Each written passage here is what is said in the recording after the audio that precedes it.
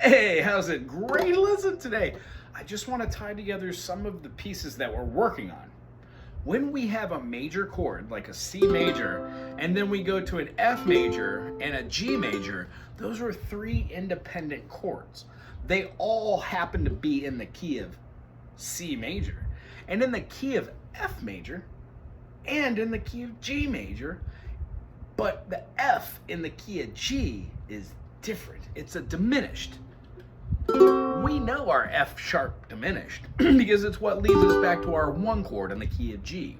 G major, A minor, B minor, C major, D major, E minor, F sharp diminished, and then it goes back to the one, the G. However, when we play any chords that aren't in that key, G, A, B, C, D, E, F sharp, like in C major, C, D, E, F, G, A, B, we have to change the notes. Now, I know we've only talked about C and D and G, but the last thing we were working on was like an E major chord, and using the circle of fifths and fourths, we can see how E major has four sharps. It has the F sharp from the key of G. Yeah! And then when we go to D major, D, E, F sharp, G, A, B, and the addition of C sharp, we find ourselves getting that diminished of C sharp diminished resolving to D major. So the concept is when we add on the F sharp, C sharp, and then the G sharp from A major, right? So we would have G sharp diminished, A. So that G sharp diminished is the new G sharp. Each time we keep adding those, they don't stay as the diminished in other keys. They keep moving around due to where they fall on the 7-note variants. So when we see our scales as having 1, 2, 3, 4, 5, 6, 7, 8, P8, same note. So if we're in the key of E, we would have E, F sharp, G sharp, A, B, C sharp, D sharp, and E. The concept behind that is, if you could find one note, you could find two notes, and then you could find three notes. If those three notes are the 1, 3, 5 of every chord, and we slowly get to the process of seeing how an FAC is an F major, and then when we play with our secondary finger and we sharpen the FAC to an F sharp, A sharp, and C sharp, it becomes an F sharp major. Now, if we went up and called it an F double sharp, A double sharp, C double sharp, okay, it's still a G. We don't need to go off the deep end. There are only a couple keys that actually have double sharps, and we talked about one of them today. A flat. Makes a lot more sense to call it A flat rather than G sharp. Meaning, if we said G sharp, we would still have the aforementioned awkwardness of having a B sharp, which is nothing more than a C.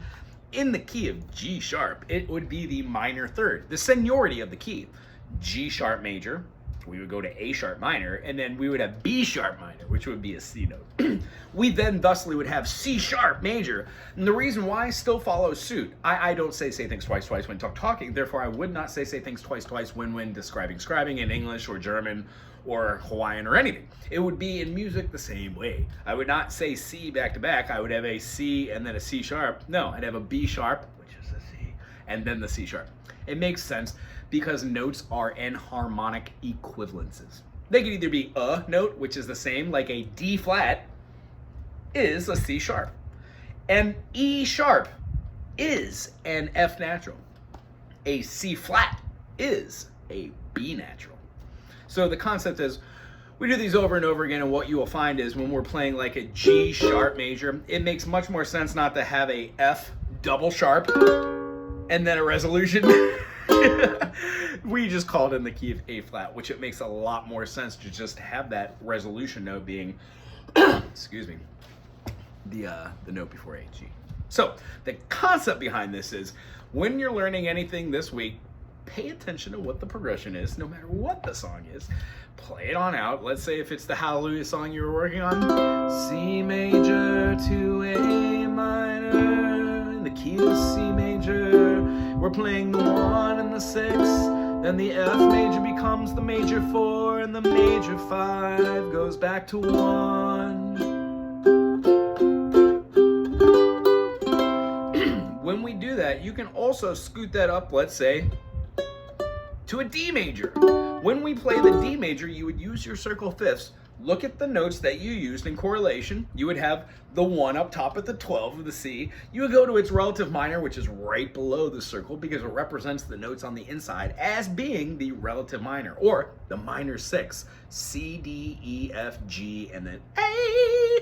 All the notes in C major, C, D, E, F, G, A, B, C, and A minor, A, B, C, D, E, F, G, A, are all the same. When you play one, it gives you happy. When you play the other one, it gives you melancholy. One's a relative major, one's a relative minor. That works for every key. G major, E minor. F major, D minor. Excuse me. When we go through the process of learning what these are in correlation to the 4, the 5, and then the diminished of the chord, it gives us a grander sense on what all songs are. So when we hear C major to A minor, C major to A, I went Dylan on you, to F major here, la la la la la la, to the G major, yeah, back to the 1. What if we modulated?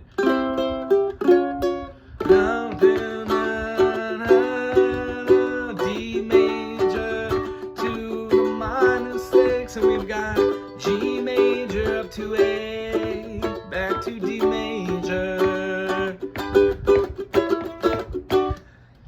Once we get to the point of seeing triads and movable shapes as just modulations of keys, it's easy to talk in the key of C, but we can also talk in other keys once we have the vocabulary. Right now, we've got the vocabulary for the key of G. There's the F sharp.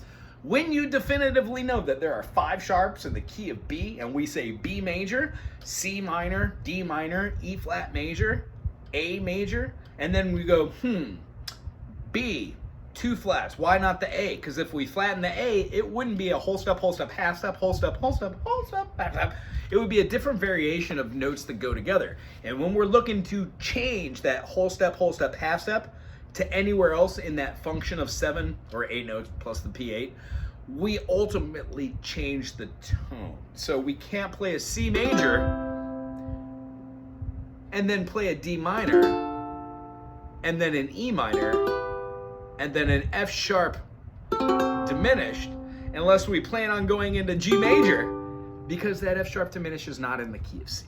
The F was, not the F sharp diminished, hypothetically. So what we do is we use that 7th chord, the diminished, the lending tone, the leading tone, to functionally move from one key to another. Hence,